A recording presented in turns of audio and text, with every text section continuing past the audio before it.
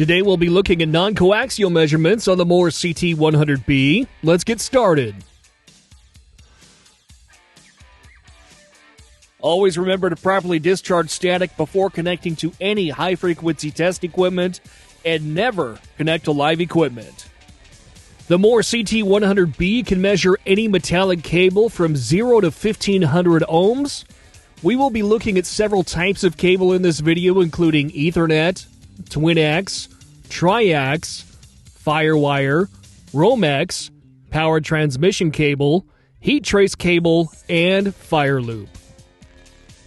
First off, we'll be starting with Ethernet cable, and we'll be using the Moore Ethernet adapter. The Moore Ethernet adapter allows a technician to test any of the 4 pairs simply by plugging into the desired port. Let's start by measuring a standard 3-foot cable. Connect the cable to the adapter. After discharging static, connect to the CT100B. The trace on the display shows both the cable and the adapter. To get an accurate measurement, we need to find the beginning and end of the cable. I'm placing one of the cursors at the beginning, where the adapter ends and the cable begins. Zooming in on this point, I can unplug and plug in the cable to show where the adapter ends and the cable begins. Changing cursors to show the end of the cable.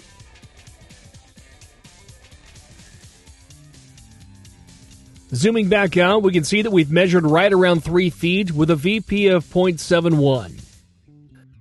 Because I can show some properties of Ethernet in greater detail with a longer cable, we are switching to a much longer cable. Finding the beginning and end of the cable, I'll zoom into where the adapter plugs into the cable. And you can see where the cable starts and the adapter ends when I unplug the cable and plug it back in. Now I'll jump to the second cursor that I've placed near the end and increase the gain to verify. I'll save this trace by first pressing scan. Since we want to scan the entire trace, I will leave this in snapshot. Pressing start scan scans the trace and displays it in red. Press save to save the trace. And with the keyboard that I have attached, I'll save this one as E1 to keep it simple. Connecting to the next pair. Select cycles through the traces on the screen. And we now have the live trace. As before, I press scan, start scan, then save. With the attached keyboard, I named this one E2. And the same for pairs 3 and 4. Now we have all 4 saved traces displayed on the screen. As expected, they are not all the same electrical length. This is due to the different winding density of each, and this is to eliminate crosstalk between pairs within the cable. Getting a better look at these traces in CT Viewer, placing one cursor at the beginning of the traces, where the cable meets the adapter, and zoom in here at the end, where I can tab between them. We can see how different they are in length when compared together. There's nearly 2 meters electrical length difference between pair 4 and pair 3 on this particular cable.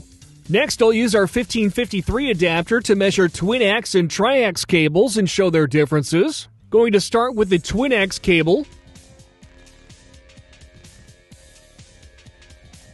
Using adapter A, this trace shows comparing both the inner conductors together. The impedance profile looks like many other twisted pair measurements. Adapter B compares the blue center conductor to the outer braid.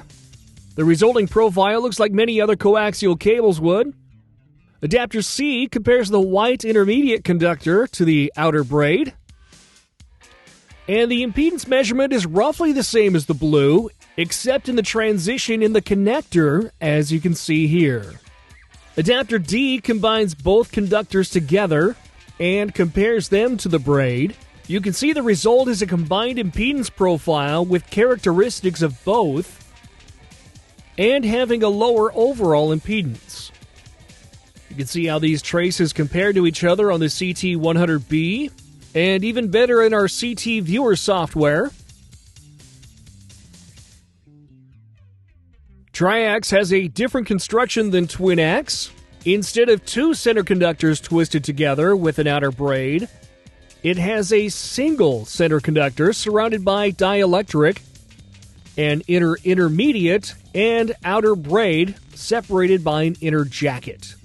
Adapter A compares the center conductor with the intermediate. This gives us an impedance profile that looks like almost any other 50-ohm cable. Adapter B compares the center conductor with the outer braid. As expected, having the center conductor compared against the outer through the dielectric, intermediate, and inner jacket shows an elevated impedance profile. Adapter C compares the intermediate against the outer braid, with a much lower impedance between the intermediate and outer braid through the inner jacket. Adapter D bridges the center conductor with the intermediate and compares it to the outer braid. This signal takes the path of least resistance, and that's why the impedance profile between C and D looks similar when measuring triaxial cable. Showing all the profiles separated on the CT100B. And now in CT Viewer, A, B, C, and D, and separated out, A, B, C, and of course D. This larger triaxial cable can also be measured simply by plugging in one of our test leads to the inner part, giving us a measurement of the center conductor against the inner braid of this type of cable. 1394B Firewire can be measured using the Moore Firewire automated test set. Connect the Firewire cable to the adapter and connect to the CT100B. Select which pair to test, A or B. We have it connected to a damaged cable, and you can clearly see on the trace where the damage is located. Connecting to a much longer cable, and connecting to a powered-down Firewire card, we can see it behaves like connecting a terminator to the end of the cable, and will go on showing 105 ohms forever. In CT Viewer, we can see that the two pairs are slightly different electrical lengths due to winding, and this is for the same reason as Ethernet cable, but not to the same extent. It is to avoid crosstalk between the pairs. Firewire has less of a difference than Ethernet does due to differences in shielding and communication protocols. Romex has been shown in a prior video. We even dunked it in water, showing the CT100B's ability to find water ingress and damage. I have it connected to the CT100DA BW1 that has an internal high-frequency Ballon coil. We can see here in the middle where the Romex cable is spliced together. I'm also using the Moore pin-and-socket set, as it gives us a clean trace as well and is easily swapped between leads without any tools. Here I've got a piece of aluminum power transmission cable. It measures just over 17 inches and connects to the pin and socket set rather easily. As you can see, it gives us a nice clean trace, and I can short the end with the back side of our shorting cap to see the end. Measuring heat trace cable, first with this CT100DA BW1 that has an internal high-frequency Ballon coil. And again, I'm using the pin and socket set, so I can measure both leads together and leads to ground one at a time without the use of additional tools. And our final one for this video is Fenwal Fire Loop. These are commonly found in commercial aviation as part of the fire detection system. It consists of an Econel tube with a nickel wire center conductor surrounded by eutectic salt packing. You want to see a nice, smooth impedance profile without any extremes that would indicate any degradation or damage to the tube or the salt packing.